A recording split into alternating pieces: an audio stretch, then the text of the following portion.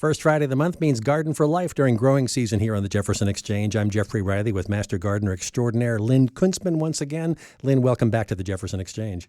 Thanks. Nice to be here. Good to have you. Let's talk about the month of July. This could be a fairly hard month on gardens and gardeners, things like heat and bugs and all that stuff. So just give us a broad sketch of the kinds of things to be watching out for and what to react to and what not to overreact to. Well, in your vegetable garden, if you put down mulch, then you have to contend with probably earwigs and slugs and snails. So I know right now I've got a lot of beer traps out in my garden that are drowning slugs by the thousands.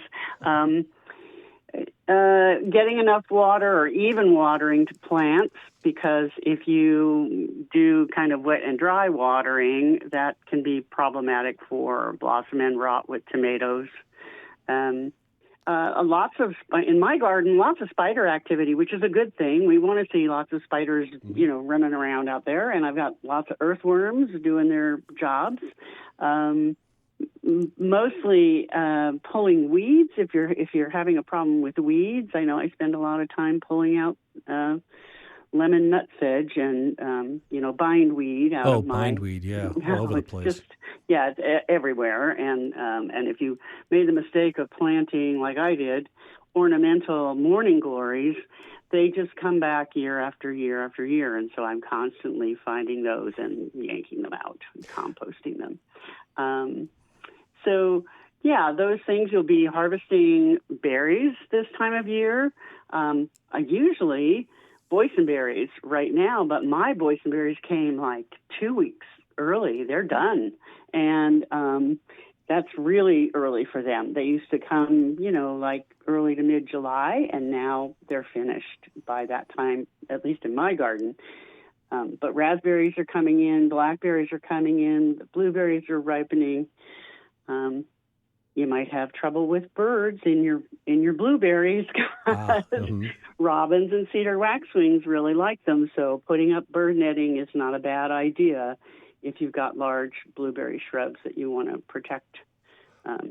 Or plant a bunch of native plants that have berries this time of year, and maybe that will attract the birds away from your blueberry shrubs, and they'll eat the native forage. I'm glad you mentioned earwigs and a possible source for them to find homes, because I do have more than the usual amount of mulch and compost in the garden this year, and it seems like I have trillions of earwigs. Yeah, the population's really high this year for me. And I think also that cooler weather that we had in June helped keep things kind of moist and damp for them, and so their populations they're larger than I've ever noticed before. I've been putting out tuna cans baited with half sesame sauce and half vegetable oil, and they crawl into those and die in the hundreds.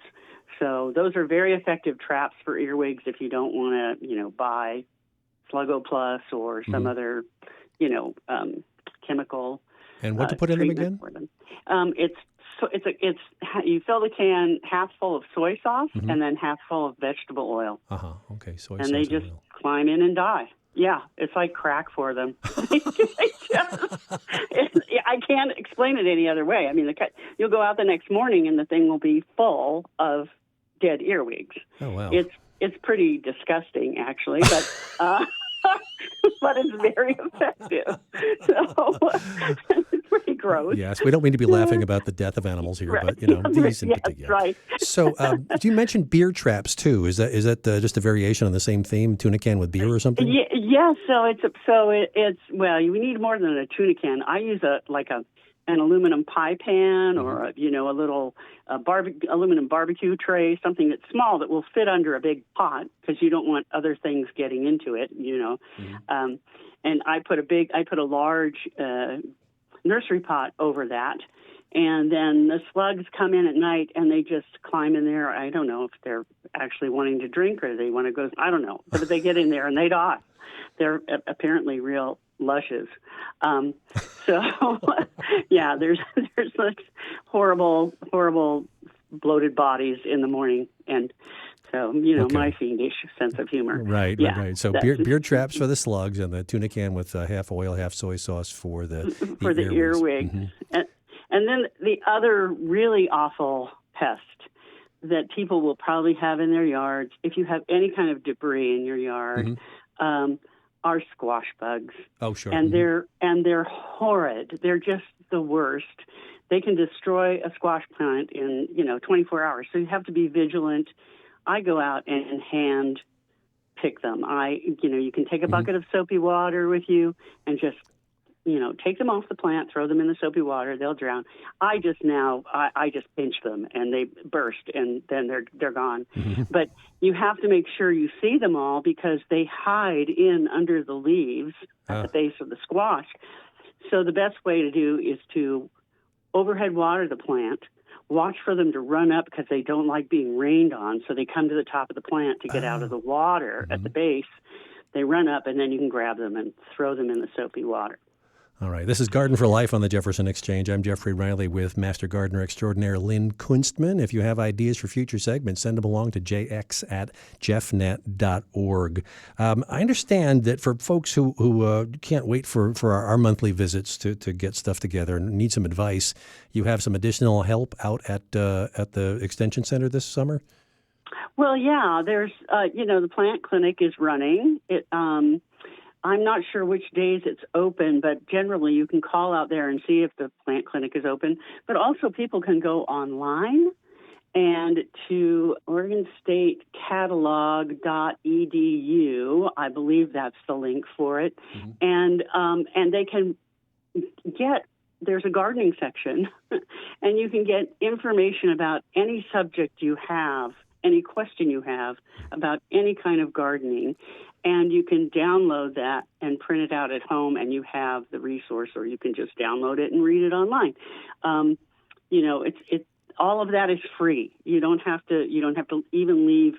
You can pour yourself a nice beverage and just get online and rather than driving out to Central Point and hoping somebody's there to answer your question. And they're going to do exactly the same thing. They're going to go to that catalog, they're going to get you the handout, and they're going to print it out and give it to you. So and they'll probably make you pay for it because we have to charge if we're printing it out for you. So by all means, I recommend people do it at home. Every extension service in the country has that.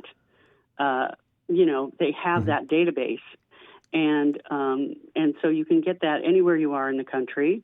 And I know UC Davis is the one down in California. Right. Mm-hmm.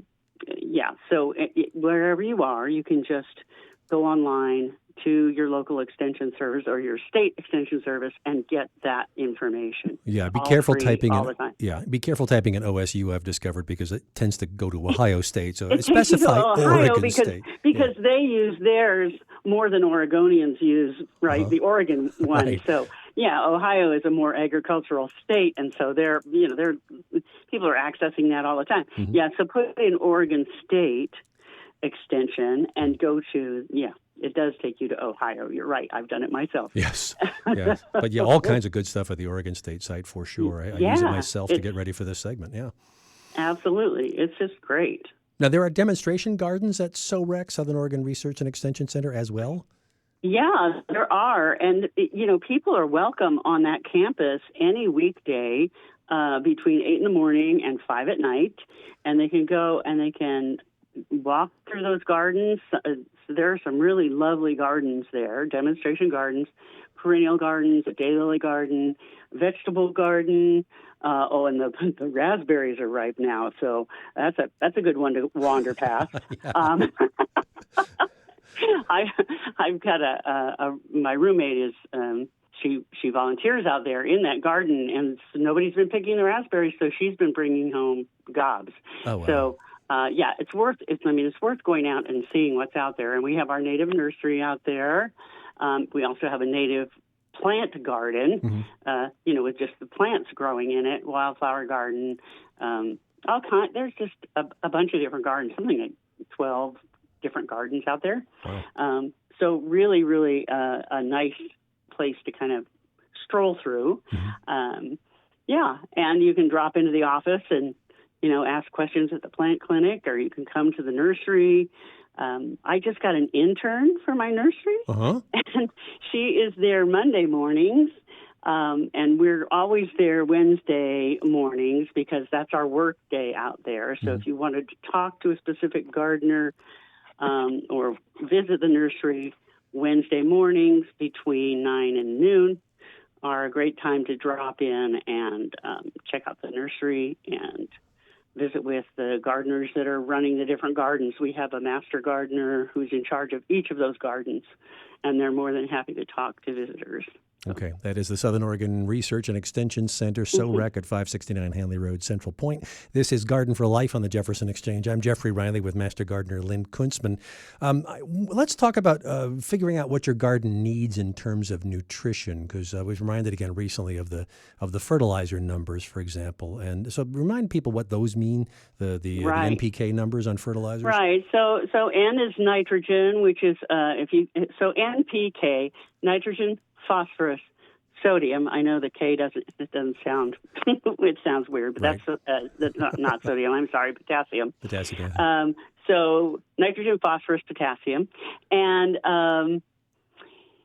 the what you need to think of is up, down, and all around. So nitrogen really encourages leaf and vegetative growth. Right? That's the thing that makes plants grow fast and put on a lot of green matter. The phosphorus, the P, is more directed at the roots. It's what the roots need for best functioning and growth. And then the potassium is kind of an all-around nutrient, macronutrient that they need. And then there are a bunch of different micronutrients that most of our soils have plenty of. People don't have to worry about manganese and sulfur and those kinds of things generally. So we recommend organic fertilizers, and especially in the summer, you probably want to give, if you're giving a basic, even numbered like a 3-3-3 or a 4-3-2 or something like that. That's probably okay early in the season, but this time of year, you don't want to be fertilizing too much with nitrogen because you're not wanting a lot of growth unless your garden's behind schedule, in which case you might want to pump it up a little bit. But we are more interested in fruit production. So fruit and flower would be the P and the K that you'd want to be sure that they were getting, plenty of. Okay, so go higher with those numbers. So, go higher with those numbers. And if you look at things like the chemical bottles, like Bloom is something like 0-10-10, right? Mm-hmm. The one that's going to produce blooms and fruit. But if you're doing an organic, you want to make sure that your second two numbers are in the higher range. Okay. And you had mentioned not testing your garden. So how do you, is it just are you doing it by feel, or is there something that can indicate without soil testing what the garden needs? I just look at the plants. Generations of people have grown gardens without testing their soil. Sure. They watch their plants, right? Mm-hmm. What's happening with the plant?